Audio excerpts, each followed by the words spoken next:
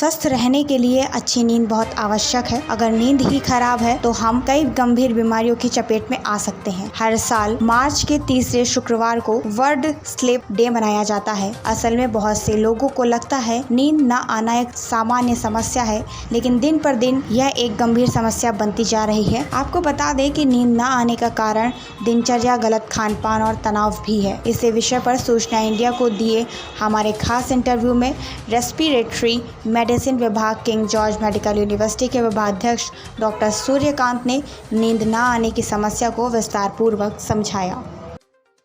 दोस्तों नमस्कार।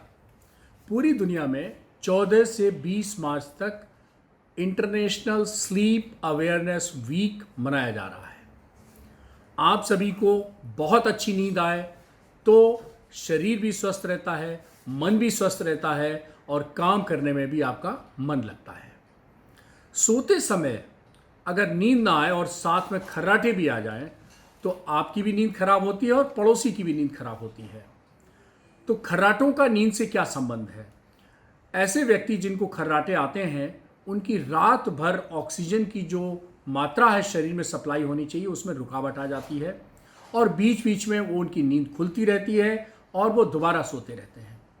ऐसे कौन से लोग हैं जिनको खर्राटे आते हैं और उनके साथ साथ एक बीमारी हो जाती है, उसका नाम है ऑब्स्ट्रक्टिव स्लीप एपनिया। तो आज आप जानिए इस बीमारी को, ऑब्स्ट्रक्टिव स्लीप एपनिया, और क्यों आते हैं खर्राटे। खर्राटे हमारे पास तब आते हैं जब हमारी नाक से लेके और सांस का जो ऊपर का वायु मार्ग है उसमें कोई रुकावट आ जाती है।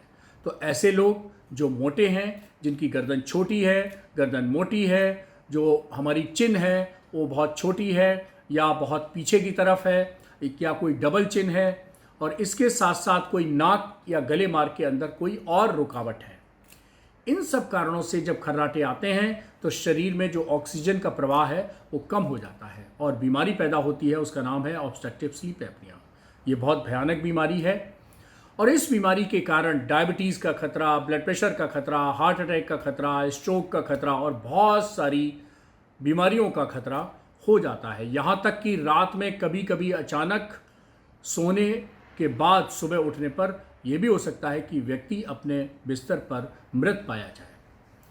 तो कैसे पहचानेंगे?